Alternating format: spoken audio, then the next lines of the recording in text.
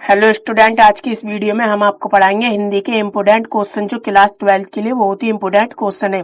ये हिंदी के board exam में हर साल पूछे जाते हैं। कौन कौन से पूछे जाते हैं इस वीडियो में हम पूरे क्लियर करने वाले हैं। गद्य में से कौन कौन से जीवन परिचय पूछे जाते हैं और पद्य में से कौन कौन से जीवन परिचय पूछे जाते हैं और कथा साहित्य में से क्या क्या पूछा जाता है और खंड काव्य में से क्या क्या पूछा जाता है। तो इस वीडियो को पूरा एंड तक देखना। इस वीडियो में हम सारे क्लियर कर देंगे। अगर अभी तक आपने हमारे चैनल को सब्सक्राइब नहीं किया तो सब्सक्राइब कर लेना, बेल आइकन को ऑन नहीं किया तो ऑन कर लेना ताकि वीडियो की नोटिफिकेशन सबसे पहले आपके पास पहुंच सके। तो चलिए वीडियो को स्टार्ट करते हैं। सबसे पहले अपन देखते हैं गद्य का। नंबर 1 है वासुदेव शरण अग्रवाल का जीवन परिचय। नंबर 2 है डॉक्टर हजारी प्रसाद द्विवेदी का जीवन परिचय। नंबर 3 है डॉक्टर एपीजे अब्दुल कलाम का जीवन परिचय। नंबर 4 है हरिशंकर प्रसाद का जीवन परिचय। तो आप देखते हैं सबसे पहले गद्य के। तो नंबर 1 क्या है? वासुदेव शरण अग्रवाल का जीवन परिचय। तो इनका जीवन परिचय देखते हैं। चलिए स्टूडेंट, वासुदेव शरण अग्रवाल का जन्म सन 1904 ईस्वी में मेरठ जनपद के खेड़ा ग्राम में हुआ था। यानी कि वासुदेव शरण अग्रवाल का जन्म कहाँ हुआ था? 1904 ईस्वी में मेरठ जनपद के खेड़ा नामक ग्राम में हुआ था। इनके माता पिता लखनऊ में रहते थे। यानी वासुदेव शरण अग्रवाल के पिताजी और माताजी कहाँ रहते थे? लखनऊ में रहते थे। अतः इनका बचपन लखनऊ में बीता। यानी कि वासुदेव शरण अग्रवाल का जीवन कहाँ व्यतीत हुआ था? लखनऊ में व्यतीत हुआ था। ठीक है स्टूडेंट, क्लियर। 1929 ईस्वी में लखनऊ विश्वविद्यालय से इन्होंने एमए किया। यानी कि वासुदेव शरण अग्रवाल ने 1929 ईस्वी में लखनऊ विश्वविद्यालय से इन्होंने एमए किया। ठीक है स्टूडेंट, यहाँ लो क्लियर। तदनंतर मथुरा के पुरातत्व संग्रहालय के अध्यक्ष पद पर रहे और 1941 ईस्वी में इन्होंने पीएचडी तथा 1946 ईस्वी में डीलिट की उपाधि प्राप्त की। यानी कि पहले तो ये तदनंतर मथुरा के पुरातत्व संग्रहालय के अध्यक्ष पद पर रहे, फिर उसके बाद 1941 ईस्वी में इन्होंने पीएचडी की तथा 1946 ईस्वी में डीलिट की उपाधि प्राप्त की। ठीक है स्टूडेंट, क्लियर। यहाँ लो, इन्होंने पाणिनिकालीन भारतवर्ष विषय पर शोध किया। 1946 ईस्वी से 1951 ईस्वी तक सेंट्रल एशियन एक्टिविटीज म्यूजिक के सुपरिटेंडेंट और भारतीय पुरातत्व विभाग के अध्यक्ष पद का कार्य बड़ी प्रतिष्ठा और सफलतापूर्वक किया। सन 1951 ईस्वी में ये काशी हिंदू विश्वविद्यालय के कॉलेज ऑफ इंडोलॉजी भारतीय महाविद्यालय में प्रोफेसर नियुक्त किया। 1952 ईस्वी में लखनऊ विश्वविद्यालय में राधा कुमुद मुखर्जी व्याख्यान निधि की ओर से व्याख्याता नियुक्त हुए थे और अग्रवाल जी ने संस्कृत, अंग्रेजी आदि भाषाओं तथा प्राचीन भारतीय संस्कृति और पुरातत्व का गहन अध्ययन किया। यानी कि डॉक्टर अग्रवाल जी ने संस्कृत, अंग्रेजी और आदि भाषाओं का गहन अध्ययन किया।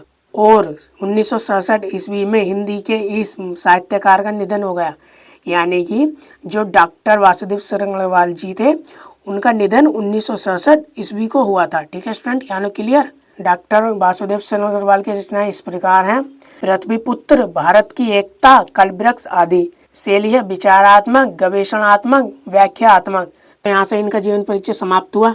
तो देखते हैं दूसरा क्या है जीवन परिचय। चलिए स्टूडेंट, नंबर 2 है डॉक्टर हजारी प्रसाद द्विवेदी का जीवन परिचय। ये भी गद्य का। चलिए स्टूडेंट, देखते हैं वीडियो को। आचार्य हजारी प्रसाद द्विवेदी का जन्म 1907 ईस्वी में बलिया जिले के आरत दुबे के छपरा गांव के एक सरयू पारी ब्राह्मण कुल में हुआ था। यानी कि जो डॉक्टर हजारी प्रसाद द्विवेदी थे उनका जन्म कहाँ हुआ था? 1907 ईस्वी में बलिया जिले के आरत दुबे के छपरा गांव के एक सरयू पारी ब्राह्मण कुल में हुआ था। ठीक है स्टूडेंट, यहाँ क्लियर। इनके पिता का नाम अनमोल द्विवेदी था। यानी डॉक्टर हजारी प्रसाद द्विवेदी के पिताजी का क्या नाम था? अनमोल द्विवेदी था। ठीक है स्टूडेंट, यहाँ क्लियर। इनकी माता ज्योतिषमती भी प्रसिद्ध पंडित कुल की कन्या थी। यानी कि जो डॉक्टर हजारी प्रसाद द्विवेदी हैं इनकी माता कैसी थी? ज्योतिषमती प्रसिद्ध कुल की एक कन्या थी। ठीक है स्टूडेंट, यहाँ क्लियर। इस तरह बालक हजारी प्रसाद को संस्कृत और ज्योतिष की शिक्षा उत्तराधिकार में प्राप्त हुई।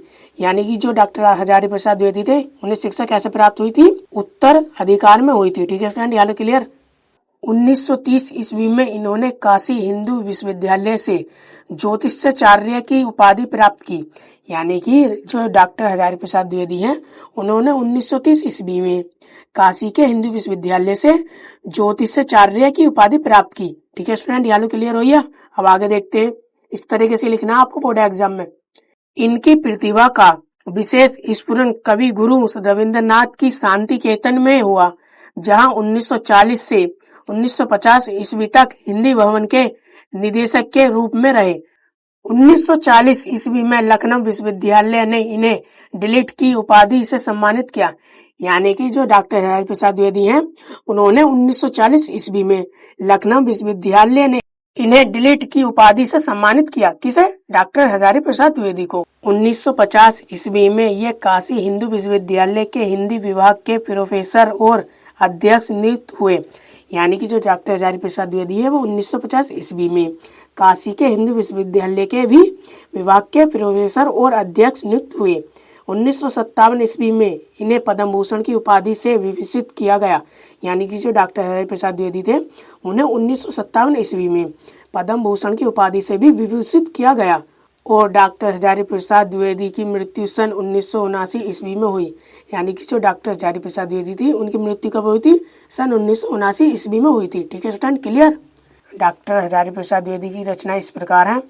इतिहास में क्या है? हिंदी साहित्य है, हिंदी साहित्य का आदिकाल आदि। निबंध संग्रह में क्या है? अशोक के फूल कुटुच आदि। उपन्यास में क्या है? वाणभट्ट की आत्मकथा आदि। तो स्टूडेंट तीसरा जीवन परिचय है डॉक्टर एपीजे अब्दुल कलाम का। तो चलिए इनका भी जीवन परिचय देखते हैं। डॉक्टर एपीजे अब्दुल कलाम का जन्म सन 1931 ईस्वी में तमिलनाडु राज्य के रामेश्वरम जिले के धनुषकोडी गांव में हुआ था। जो डॉक्टर एपीजे अब्दुल कलाम थे उनका जन्म कहाँ हुआ था? सन 1931 ईस्वी में तमिलनाडु राज्य के रामेश्वर जिले के धनुषकोडी गांव में हुआ था। इनके पिता का नाम जैनुलाब्दीन एक नौका मालिक एवं मछुआरे थे। यानी कि एपीजे अब्दुल कलाम के पिताजी क्या काम करते थे? मछुआरे का काम करते थे। ठीक है। इनकी माँ का नाम आसी अम्मा था। यानी कि जो डॉक्टर एपीजे अब्दुल कलाम थे उनकी मम्मी जी का क्या नाम था? आसी अम्मा था। कलाम जी अपने 5 भाई बहनों में सबसे छोटे थे। यानी कि जो डॉक्टर एपीजे अब्दुल कलाम थे वो अपने बहन भाइयों में सबसे छोटे थे। कलाम जी के घर की आर्थिक स्थिति ठीक नहीं थी। यानी कि जो डॉक्टर एपीजे अब्दुल कलाम थे उनके घर की स्थिति ठीक नहीं थी, इसलिए वह पढ़ाई करने के साथ साथ काम भी करते थे। यानी कि जो डॉक्टर एपीजे अब्दुल कलाम थे वो पढ़ाई के साथ साथ काम पे भी जाते थे, यानी काम करते थे। ठीक है स्टूडेंट, क्लियर। वह अपनी स्कूली शिक्षा की जरूरत पूरी तरह करने के लिए हर दिन अखबार बेचकर पैसा कमाते थे। यानी कि जो डॉक्टर एपीजे अब्दुल कलाम थे वो अपनी स्कूल की पढ़ाई करने के लिए रोज अखबार बेचकर पैसा कमाते थे।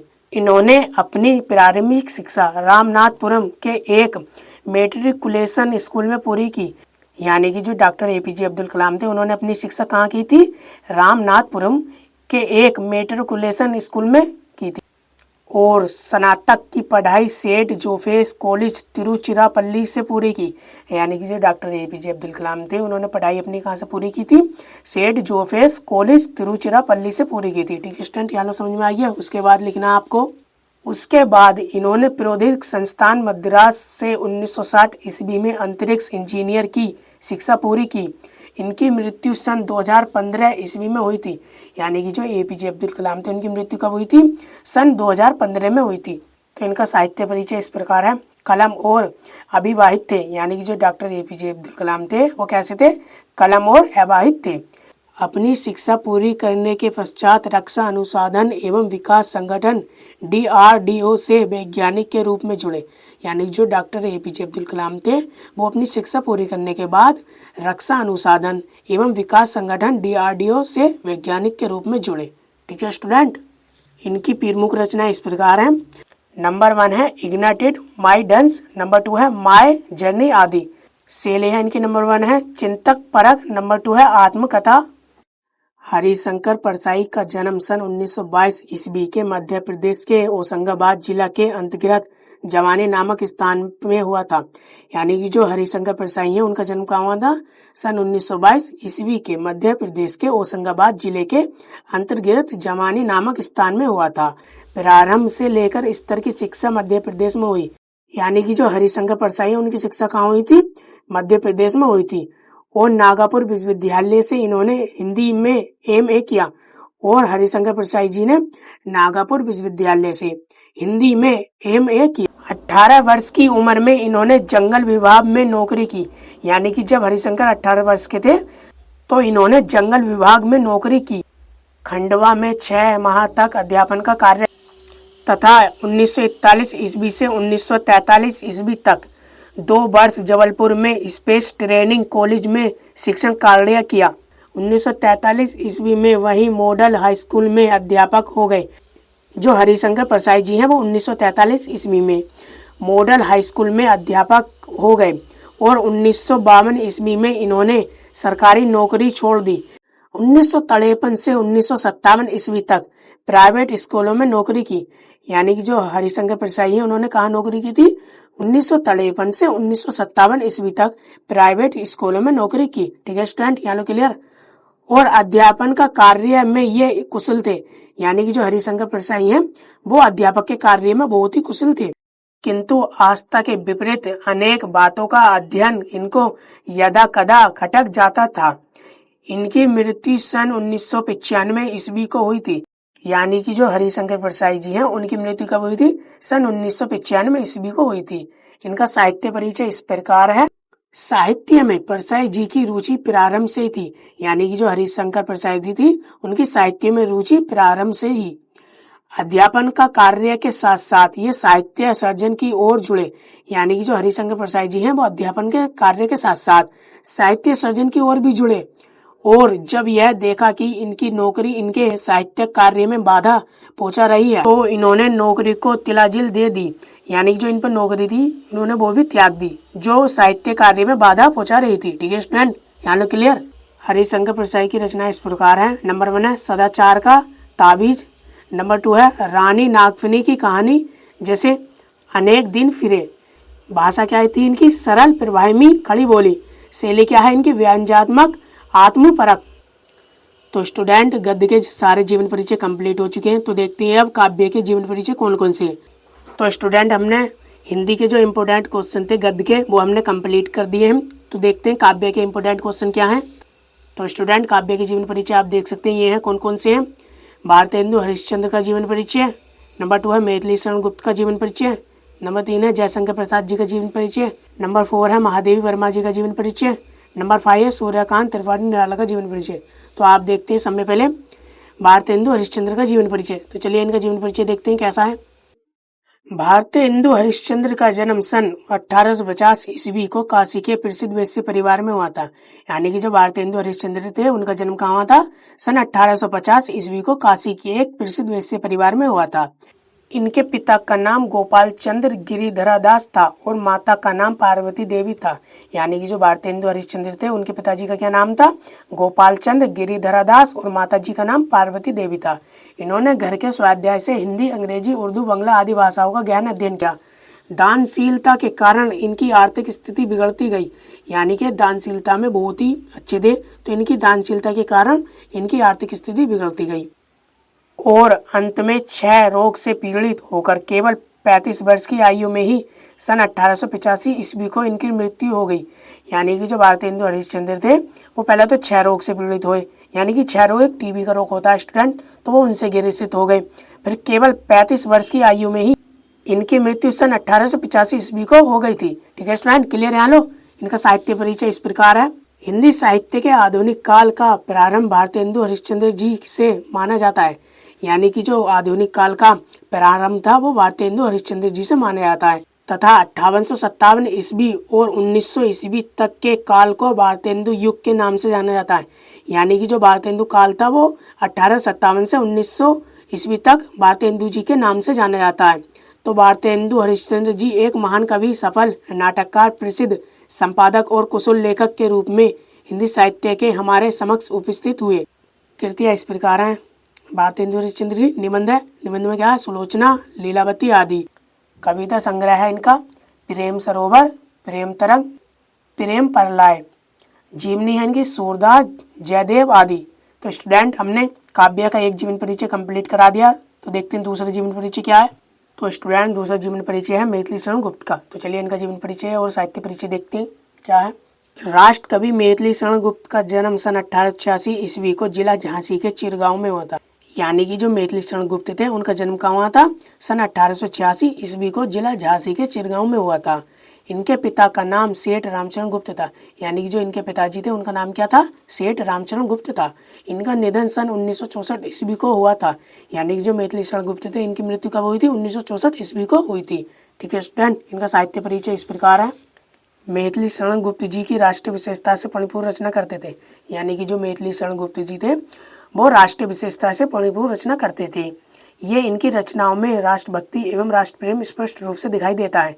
यानी कि जो मैथिली शरण गुप्त थे उनकी रचनाओं में क्या दिखाई देता है? राष्ट्रभक्ति एवं राष्ट्र प्रेम स्पष्ट रूप से दिखाई देता है। इसलिए अनेक सभी कवियों ने इन्हें राष्ट्र कवि की उपाधि दी। यानी कि जो अनेक कवि थे उन्होंने इन्हें राष्ट्र कवि की उपाधि दी। ठीक है स्टूडेंट, क्लियर? यहाँ लो संकेत है इनका।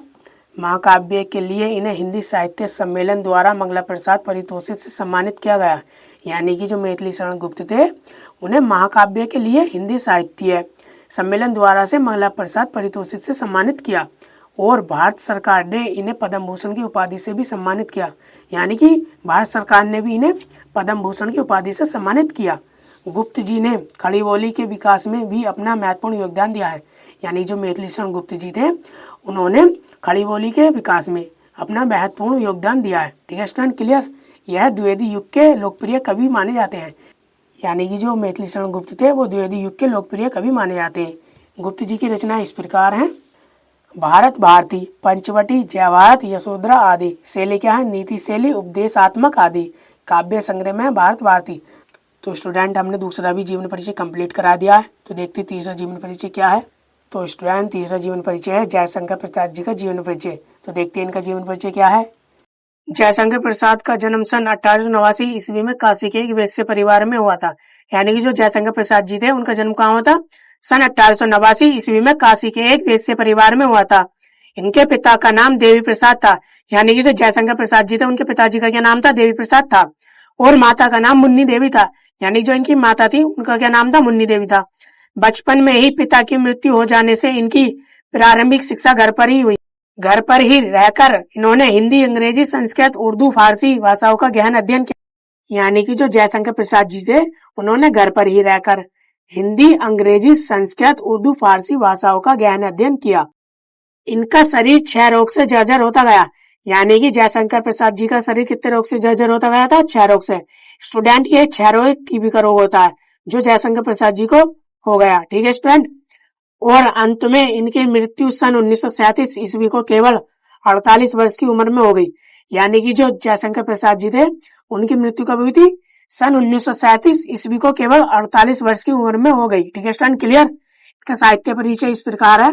जयशंकर प्रसाद छायावाद युग के उन्नायक तथा प्रतिनिधि कवि होने के साथ साथ युग नाटककार, कथाकार और उपन्यासकार भी थे। जो जयशंकर प्रसाद जी थे वो छायावाद युग के साथ साथ नाटककार, कथाकार और उपन्यासकार भी थे। जयशंकर प्रसाद जी की इनकी विशिष्ट रचना कामायनी पर मंगला प्रसाद पारितोषिक भी मिल चुका है। यानी कि जो जयशंकर प्रसाद जी की रचना थी ना कामायनी, उस पर इन्हें मंगला प्रसाद पारितोषिक भी मिल चुका। इन्होंने साहित्य के क्षेत्र में महत्वपूर्ण भूमिका निभाई। यानी कि जो जयशंकर प्रसाद जी हैं उन्होंने साहित्य के क्षेत्र में महत्वपूर्ण भूमिका निभाई। यह हमेशा साहित्य के क्षेत्र में लगे रहे। यानी कि जयशंकर प्रसाद जी किस क्षेत्र में लगे रहे थे? साहित्य के क्षेत्र में लगे रहे थे। इनकी अन्य कई रचनाओं में इनको पुरस्कार से भी सम्मानित किया गया। यानी कि जयशंकर प्रसाद जी को इनकी अन्य कई रचनाओं में इनको पुरस्कार से भी सम्मानित किया गया। जयशंकर प्रसाद जी की रचना इस प्रकार है। कामायनी, आंसू, लहर, झरना आदि। शैली क्या है? मुक्तक आदि। तो स्टूडेंट हमने तीसरा जीवन परिचय भी कंप्लीट करा दिया है। तो देखिए चौथा जीवन परिचय क्या है। महादेवी वर्मा का जन्म सन 1907 ईस्वी में होली के दिन फर्रुखाबाद उत्तर प्रदेश में हुआ था। यानी कि जो महादेवी वर्मा जी उनका जन्म कहाँ हुआ था? 1907 ईस्वी में होली के दिन फर्रुखाबाद उत्तर प्रदेश में हुआ था। इनके पिता का नाम श्री गोविंद साय था। यानी कि जो इनके पिताजी थे उनका क्या नाम था? श्री गोविंद साय था। इनकी माता का नाम श्रीमती हेमरानी देवी था। इनके पिता श्री गोविंद साय इंदौर के एक कॉलेज में अध्यापक थे। यानी कि महादेव वर्मा जी के पिताजी क्या काम करते थे?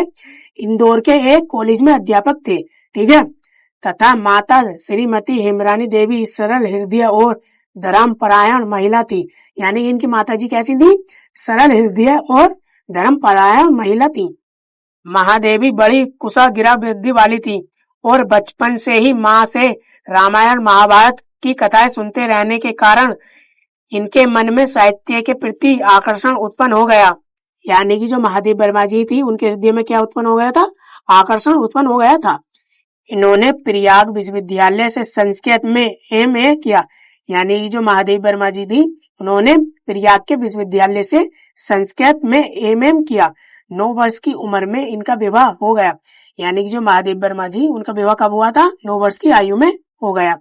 यानी कि कुछ दिनों बाद ही महादेवी वर्मा जी की मम्मी जी का निधन हो गया। ठीक है स्टूडेंट, क्लियर? इनके पति डॉक्टर थे, यानी महादेवी वर्मा जी के पति क्या थे? डॉक्टर थे। यह प्रयाग महिला विद्यापीठ की उप कुलपति पद पर भी आसीन रही। यानी कि जो महादेवी वर्मा जी थी, वो इलाहाबाद के विद्यापीठ की उप कुलपति पद पर भी आसीन रही। इनका निधन 1987 ईस्वी को हो गया। यानी कि जो महादेवी वर्मा जी, उनका निधन कब हुआ था? 1987 ईस्वी को निधन हो गया। ठीक है स्टूडेंट, क्लियर? इनका साहित्य परिचय इस प्रकार है। देवी वर्मा छायावाद युग के 4 महान कवियों में से जाना जाता है।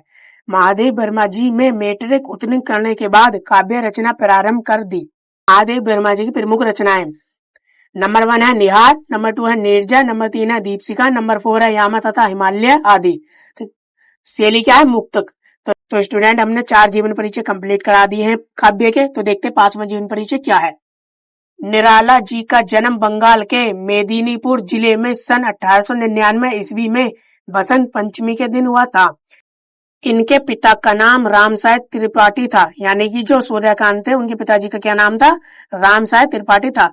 इनकी शिक्षा घर से हुई। यानी कि जो सूर्यकांत जी थे, उनकी शिक्षा कहाँ से हुई थी? घर से। ठीक है स्टूडेंट, क्लियर? इन्होंने बंगला और संस्कृति का गहन अध्ययन किया। यानी कि जो सूर्यकांत त्रिपाठी निराला थे, उन्होंने बंगला और संस्कृति का गहन अध्ययन किया। इनका विवाह मनोहरा देवी से हो गया। यानी कि जो सूर्यकांत जी थे, उनका विवाह किसके साथ हुआ था? मनोहरा देवी से हुआ था। सन 1961 ईस्वी में इनका स्वर्गवास हो गया। यानी कि जो सूर्यकांत जी थे, इनकी मृत्यु कब हुई थी? सन 1961 ईस्वी में इनकी मृत्यु हो गई। तो साहित्य परिचय इस प्रकार है इनका। निराला जी ने उपन्यास, कहानी, आलोचना, निबंध आदि क्षेत्रों में उत्कृष्ट रचनाएं की हैं। यानी कि जो सूर्यकांत त्रिपाठी निराला जी थे, उन्होंने उपन्यास, कहानी, आलोचना, निबंध आदि क्षेत्रों में उत्कृष्ट रचनाएं की हैं। ये छायावादी कवियों में सर्वाधिक विद्रोही एवं क्रांतिकारी प्राकृतिक थे। इसके बाद लखनऊ में गंगा पुस्तक माला का संपादन किया तथा सुधा पत्रिका के लिए संपादन भी लिखने लगे। यानी कि किसके लिए संपादन लिखने लगे? सुधा पत्रिका के लिए। इनके काव्यों के आधुनिक चेतना के विद्रोही स्वरूप की सर्वाधिक सराकत अभिव्यक्ति मिलती है। ठीक है स्टूडेंट, याद क्लियर? इनकी रचनाएं इस प्रकार हैं। काव्य ग्रंथ, अनिमिका, परिमल, तुलसीदास। गद्य रचनाएं हैं इनकी निरुपमा, प्रभावती, चतुरी, चमार। तो स्टूडेंट, हमने काव्य के 5 जीवन परिचय कंप्लीट करा दिए हैं। ये बोर्ड एग्जाम में आते आते हैं, ये आपको याद करके जाना है। ठीक है स्टूडेंट? तो स्टूडेंट, हमने गद्य और काव्य कंप्लीट करा दिया। अब देखते हैं कथा साहित्य। तो चलिए स्टूडेंट, कथा साहित्य में क्या क्या पूछा जाता है बोर्ड एग्जाम में। नंबर 1 है पाणी ईश्वरनाथ रेणु जी की पंचलाइट कहानी पूछी जाती है। नंबर 2 है अमरकांत जी की बहादुर कहानी पूछी जाती है। नंबर 3 है शिवानी जी की लाठी कहानी पूछी जाती है। नंबर 4 है जिंद्र कुमार की ध्रुव यात्रा कहानी पूछी जाती है। आप देखते हैं नंबर 1, पाणी ईश्वरनाथ जी की रेणु जी की पंचलाइट कहानी। तो चलिए इनकी पंचलाइट कहानी देखते हैं। पंचलाइट रेणु जी द्वारा लिखित एक ग्रामीण जीवन पर आधारित कहानी है। यानी कि पंचलाइट किस चीज पर आधारित कहानी है? एक ग्रामीण जीवन पर आधारित कहानी है। पंचलाइट का अर्थ है पेट्रोमैक्स अथवा गैस की लालटेन गांव में आश्रित लोगों की एक टोली है। यानी कैसी टोली है? एक आश्रित लोगों की टोली, यानी कि बिना पढ़े लिखों की टोली। ठीक है स्टूडेंट? जिसमें रामनवमी के मेले से एक पेट्रोमैक्स खरीदा। यानी कि जो गांव में आश्रित लोगों की एक टोली थी, उन्होंने रामनवमी के मेले से एक पेट्रोमैक्स खरीदा। गांव वाले उसे पंचलेट कहकर पुकारते थे। यानी कि गांव वाले क्या कहकर पुकारते थे? पेट्रोमैक्स को पंचलेट कहकर पुकारते थे। ठीक है स्टूडेंट, यानी क्लियर? अब प्रश्न यह उठता है कि पंचलेट को जलाएगा कौन? यानी कि गांव में तो सब अनपढ़ थे, तो पंचलेट जलाने किसी को आती नहीं थी। ठीक है स्टूडेंट? किसी को भी पंचलेट जलाना नहीं आता था, केवल गोधन पंचलेट जलाना जानता था। यानी पेट्रोमैक्स या पंचलेट जलाना कौन जानता था? सिर्फ गोधन पंचलेट जलाना जानता था। और गुलरी काकी गोधन को बुलाकर लाई। यानी कि गोधन को कौन बुलाकर लाई थी? गुलरी काकी। ठीक है स्टूडेंट, क्लियर? यहाँ लो और आगे लिखना आपको। और फिर गोधन ने पंचलाइट को बिना स्प्रम के गरी के तेल की मदद से जला दिया। यानी कि गोधन ने पेट्रोमैक्स को जला दिया, वो भी बिना स्प्रम के गरी के तेल की मदद से। ठीक है स्टूडेंट? पंचलेट के जलते ही लोग प्रसन्न हो गए, यानी कि पेट्रोमेक्स के जलते ही या लालटेन के जलते ही लोग प्रसन्न हो गए। ठीक है स्टूडेंट। और गोधन की सारी गलतियां माफ कर दी, यानी कि जो गोधन ने पहले गलती की थी वो सारी गलती अब उसकी माफ हो चुकी है। ठीक है स्टूडेंट, क्लियर। और उसको पुनः समूह में शामिल कर लिया गया, यानी किसको पुनः में शामिल कर लिया गया था? गोधन को। ठीक है स्टूडेंट। और कीर्तन फिर से शुरू हो गया। इस कहानी के माध्यम से रेणु जी ने अप्रत्यक्ष रूप से ग्राम सुधार की प्रेरणा दी है। पंचलाइट कहानी समाप्त होती है। तो देखते हैं दूसरी कहानी कौन सी है। चलिए, नंबर 2 है बहादुर कहानी। तो स्टूडेंट इसे पढ़ते हैं। अमरकांत जी द्वारा लिखी बहादुर कहानी एक मध्यम वर्गीय परिवार से नौकर के साथ परिवारजनों द्वारा किए गए अत्यधिक कटु व्यवहार की कहानी है। ठीक है स्टूडेंट। बहादुर नेपाल का 12 से 13 वर्ष या एक बालक था, यानी बहादुर कौन था? नेपाली, और 12 से 13 वर्ष का एक बालक था, जो इस कहानी का नायक है। यानी बहादुर इस कहानी का नायक है, जो अपनी माता के दुर्व्यवहार से तंग आकर घर से शहर आ जाता है। यानी कि जो बहादुर है वो अपनी माता के दुर्व्यवहार से तंग होकर शहर आ जाता है। ठीक है स्टूडेंट, क्लियर यहाँ लो। और वहां पर निर्मला के परिवार में नौकरी करने लगता है, यानी कि बहादुर शहर आने के बाद निर्मला के घर पर नौकरी करने लगता है। बहादुर निर्मला के घर के सभी काम बहुत अच्छी तरह से करता है, यानी कि जो बहादुर था वो निर्मला के घर के सभी काम अच्छी तरीके से करता था। निर्मला और उसका परिवार बहादुर से अच्छा व्यवहार करते, यानी कि जो निर्मला और उसका परिवार था वो बहादुर से अच्छा व्यवहार करते, लेकिन बाद में उसके साथ मारपीट के साथ गाली गलौज भी करते हैं। यानी कि पहले तो निर्मला का परिवार बहादुर से अच्छे व्यवहार करता था, लेकिन बाद में उसके साथ मारपीट और गाली गलौज भी करने लगे। ठीक है स्टूडेंट, क्लियर यहाँ लो। मारपीट और गालियों के कारण बहादुर का मन काम में नहीं लगता, यानी कि बहादुर का मन क्यों नहीं लगता था काम में? मारपीट और गालियों के कारण बहादुर का मन काम में नहीं लगता था। एक दिन निर्मला के पुत्र किशोर ने बहादुर को सुअर का बच्चा कह दिया, यानी कि जो निर्मला का पुत्र है किशोर, उसने बहादुर को एक सुअर का बच्चा कह दिया, और बहादुर इसे सहन नहीं कर सका। यानी कि बहादुर क्या सहन नहीं कर सकता था? क्योंकि किशोर ने उसे सुअर का बच्चा कह दिया। ठीक है स्टूडेंट, क्लियर। और अंत में वह अपना सारा सामान छोड़कर चला जाता है, यानी कि जो बहादुर था वो अंत में निर्मला के घर से अपना सारा सामान छोड़कर चला जाता है। निर्मला के पति शाम को जब दफ्तर से लौटे तो उन्हें पता चला कि बहादुर अपना सारा सामान छोड़कर घर से चला गया है। निर्मला, उसके पति और किशोर को बहादुर की ईमानदारी पर विश्वास हो गया था, और यह कहानी यहाँ समाप्त होती है। यानी कि पहले बहादुर से तो वो अच्छा व्यवहार करते थे, लेकिन बाद में उसके साथ गाली गलौज मारपीट करने लगे। जब वह घर छोड़कर चला गया तो उसे उसकी ईमानदारी पर उन्हें विश्वास हो गया था। ठीक है स्टूडेंट, और यह कहानी यहाँ से समाप्त होती है। तो स्टूडेंट, हमने कथा साहित्य का दूसरी कहानी कंप्लीट कर दिया, बहादुर कहानी। तो चलिए स्टूडेंट, तीसरी कहानी देखते हैं। स्टूडेंट, नंबर 3 है लाठी कहानी। चलिए इसे देखते हैं। लाठी कहानी लेखिका शिवानी द्वारा लिखित एक मध्यम वर्गीय पहाड़ी परिवार से संबंधित कहानी है। यानी कि यह कहानी किस चीज से संबंधित है? एक मध्यम वर्गीय पहाड़ी परिवार से संबंधित कहानी है। यह कहानी बानो लाठी से संबंधित है, यानी कि यह कहानी बानो लाठी से संबंधित है। बानो का विवाह कप्तान जोशी से हुआ था, यानी कि जो बानो थी उसका विवाह किसके साथ हुआ था? कप्तान जोशी से हुआ था। परंतु किन्हीं कारणों के चलते कप्तान को कुछ दिन बाद बानो को छोड़कर युद्ध पर जाना पड़ता है, यानी कि कुछ दिनों बाद ही विवाह के कप्तान को बानो को छोड़कर युद्ध पर जाना पड़ता है। ठीक है स्टूडेंट। कप्तान के जाने के बाद बानो को उसकी ससुराल वालों की कटु व कठोर यातनाएं झेलनी पड़ती थी, यानी कि कप्तान के जाने के बाद बानो को उसके घर वालों की कटु यातनाएं झेलनी पड़ती थी, जिसके कारण बानो को क्षय रोग हो जाती है। यानी कि जो बानो थी उसे टीबी का रोग हो जाता है, जिसे क्षय रोग बोलते हैं। ठीक है स्टूडेंट, वो बानो को हो गया था। 2 वर्ष बाद कप्तान घर लौटता है, यानी कि कितने साल बाद कप्तान घर लौटता है? 2 वर्ष बाद। ठीक है स्टूडेंट। तो उसे पता चलता है कि घर वाले द्वारा बानो को टीबी सेनेटोरियम भेज दिया गया है, यानी कि बानो को कहाँ भेज दिया गया है? टीबी सेनेटोरियम भेज दिया गया है। कप्तान बानो की दिन रात सेवा करता है, यानी कि बानो की दिन रात सेवा कौन करता है? कप्तान। परंतु बानो की कोई बचने की उम्मीद नहीं रहती। यानी कि जो बानो थी उसकी कोई बचने की उम्मीद नहीं रहती। अपनी मृत्यु को निकट आने के आभास से एक दिन बानो नदी में कूद जाती है। यानी कि जो बानो थी उसे पता था मेरी मृत्यु निकट आ गई, तो वह एक दिन नदी में कूद जाती है। कप्तान द्वारा ढूंढने पर कप्तान को बानो कहीं नहीं मिलती। यानी कि जो कप्तान जोशी था वह बानो को ढूंढता है, लेकिन बानो कहीं नहीं मिलती। और घर वालों के दबाव के चलते कप्तान को प्रभा से दूसरा विवाह करना पड़ता है। यानी कि कप्तान को किससे विवाह करना पड़ता है? प्रभा से। ठीक है स्टूडेंट, क्लियर है? लो, कप्तान और प्रभा 16 वर्ष बाद नैनीताल घूमने जाते हैं। यानी कि कौन घूमने जाते हैं नैनीताल? कप्तान और प्रभा। कितने वर्ष बाद? 16 वर्ष बाद।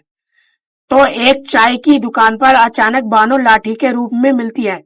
यानी कि जो बानो थी वो एक दिन चाय की दुकान पर अचानक कप्तान जोशी को बानो मिल जाती है। ठीक है स्टूडेंट, क्लियर?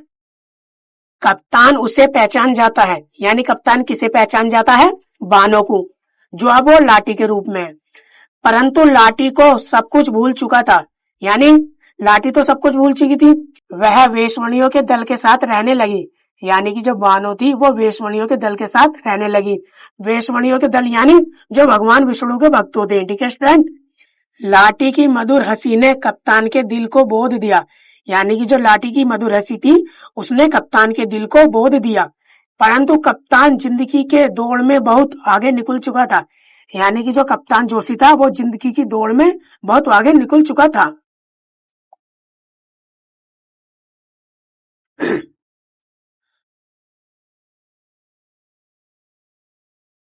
पीछे लौटकर बिछड़े व्यक्ति को साथ लाना उसकी सबसे बड़ी मूर्खता थी और वह लाठी को अपनाने में असमर्थ था। कप्तान को समझ में तो बानो मर गई। यानी कप्तान की समझ में तो बानो मर गई। अब तो वह लाठी थी। यानी कि जो बानो थी वो तो मर गई, जो उसके सामने खड़ी थी वो लाठी थी। यानी कि बानो का नाम यहाँ चेंज हो गया, वो लाठी थी। ठीक है? अब उसका मालिक और प्रभु ही उसका मात्र एक सहारा था। यहाँ से यह कहानी समाप्त हो जाती है। तो स्टूडेंट, हमने यहाँ तीसरी भी कहानी कंप्लीट करा दी। अब देखते हैं चौथी कहानी कौन सी है, तो उसे भी हम कंप्लीट कराएंगे। नंबर 4 है ध्रुव यात्रा की कहानी।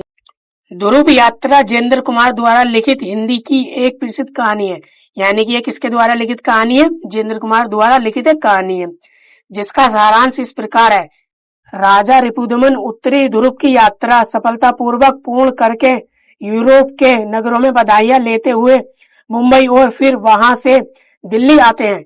यानी कि जो राजा रिपुदमन थे उत्तरी ध्रुव की यात्रा सफलतापूर्वक करके यूरोप के नगरों में बधाइयां लेते हैं और उसके बाद मुंबई फिर वहां से दिल्ली आते हैं। ठीक है स्टूडेंट, क्लियर? राजा रिपुदमन एवं उर्मिला के बीच काफी पहले से प्रेम संबंध है, लेकिन पुनः दिनों ने परस्पर विवाह नहीं किया। रिपुदमन विवाह को बंधन मानते हैं। यानी कि रिपुदमन विवाह को क्या मानते हैं? बंधन मानते हैं, किंतु प्रेम को सत्य मानते हैं। यानी कि प्रेम को भी सत्य मानते हैं। उर्मिला के पास राजा रिपुदमन की एक संतान भी है। यानी कि जो उर्मिला थी उनके पास राजा रिपुदमन की एक संतान भी थी। ठीक है स्टूडेंट, क्लियर? उर्मिला सिद्धि प्राप्ति के लिए राजा को दक्षिण ध्रुव जाने की सलाह देती है। आचार्य मारुति राजा रिपुदमन को विवाह करने के लिए कहते हैं। यानी कि जो आचार्य मारुति थे वो राजा रिपुदमन को विवाह करने के लिए कहते हैं और बताते हैं कि उर्मिला उन्हीं की बेटी है। यानी कि उर्मिला किसकी बेटी है? आचार्य मारुति जी की बेटी है। ठीक है स्टूडेंट, क्लियर है? हेलो, आचार्य मारुति के समझने पर रिपुदमन विवाह के लिए तैयार हो जाते हैं, परंतु उर्मिला तैयार नहीं होती और कहती है शादी राजा की सफलता में बाधा उत्पन्न करेगी। ठीक है स्टूडेंट, यहाँ लो क्लियर? इसलिए वह राजा को दक्षिण ध्रुव जाने की जिद करती हैं, जिससे राजा रिपुदमन दक्षिण ध्रुव यात्रा पर निकल गए। तीसरे दिन उर्मिला ने अखबार में पढ़ा कि राजा रिपुदमन सवेरे खून में भरे पाए गए। उन्होंने आत्महत्या कर लिया था। आत्महत्या से पहले उन्होंने एक पत्र लिखा। दक्षिण ध्रुव जाने में उन्हें कोई दिलचस्पी नहीं थी। वे किसी के वचन को पूरा करने जा रहे थे। ध्रुव पर भी बचना नहीं था, इसलिए उन्होंने आत्महत्या कर ली और यहीं पर से यह कहानी समाप्त हो जाती है। तो स्टूडेंट, हमने कथा साहित्य के चारों कहानी कंप्लीट करा दी है।